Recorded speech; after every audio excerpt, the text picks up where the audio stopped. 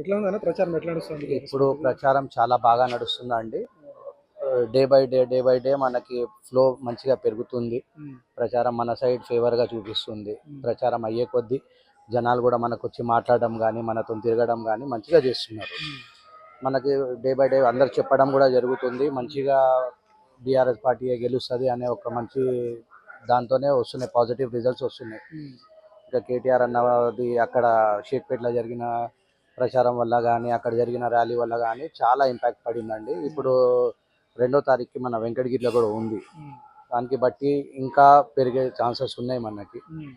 కానీ ఇప్పటి వరకు అయితే చాలా పాజిటివ్గా మారింది. చాలా పాజిటివ్ రిజల్ట్స్ వస్తున్నాయండి. ఎక్కడైనా మేము వెళ్ళినా కూడా అది మైనారిటీ కానీ ఎవరికాడైనా వెళ్ళినా కానీ అన్న ఖచ్చితంగా మేము బీఆర్ఎస్కి వేస్తాం అనే పాజిటివ్ రిజల్ట్ రావడం స్టార్ట్ అయిందండి. కొద్దిగా ఇనిషియల్గా కొద్దిగా అటు ఇటు ఉండే కానీ ఇప్పుడైతే మాత్రం ఎక్కడ వెళ్ళినా మంచిగా రిసీవ్ చేసుకోవడం కానీ మంచిగా మాట్లాడడం కానీ మాతో మంచిగా కలిసి అన్న ఖచ్చితంగా మేము బీఆర్ఎస్కి వేస్తామని ఎదురు వచ్చి మాకు చెప్పేటోళ్ళు చాలా మంది. ఇప్పుడు ప్రచారం అట్లా జరుగుతుందన్న, ఈ డోర్ టు డోర్ వెళ్ళి మనం ఏం చేస్తున్నాం అనేది, మన బీఆర్ఎస్ పార్టీ హయాంలో జరిగిన మంచిది ఏం జరిగింది, ఇప్పుడు ఏం జరుగుతలేదు అనేది అన్ని ప్రచారంగా మనం అంతా చెప్పుకుంటా రావడం జరిగింది. ఇంకా జనాలు కూడా అర్థమవుతుంది. అట్లా స్కీమ్స్ మన బీఆర్ఎస్ పార్టీ ఉన్నప్పుడు ఉన్న స్కీమ్స్కి ఇప్పుడున్న స్కీమ్స్కి ఎవరికైనా ఇప్పుడు ఇక్కడ ఏరియాలో సిటీలో చూసుకోండి, జూబ్లీస్లో ఎక్కువ శాతం చదువుకున్న వాళ్ళే ఉంటారు.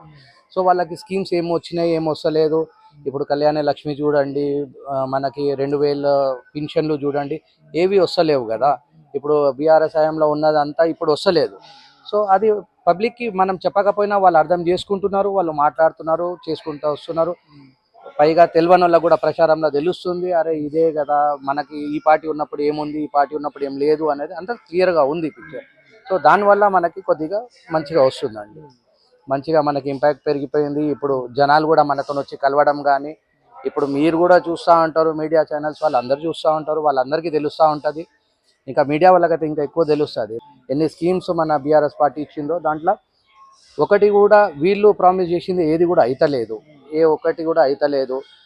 బస్సు ఫ్రీ చేశారు, దానివల్ల మన ఆటో సోదరులు ఉన్నారు, ఎంతోమందికి ఏది లేకుండా అయిపోయింది. వాళ్ళు జెప్టోనో జొమాటోనో ఏదో ఒకటి చేసుకుంటున్నారు.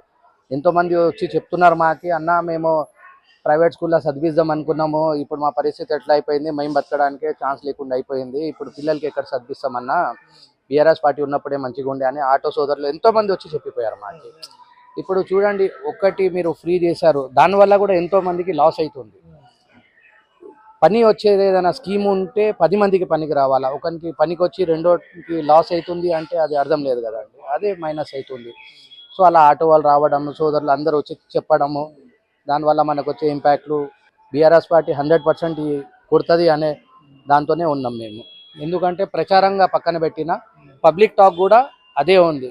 సరే స్కీమ్స్ ఉండే, మాకు అన్ని బెనిఫిట్స్ వస్తుండే, ఇప్పుడు ఏది లేదు అనేది వస్తుంది అందరు.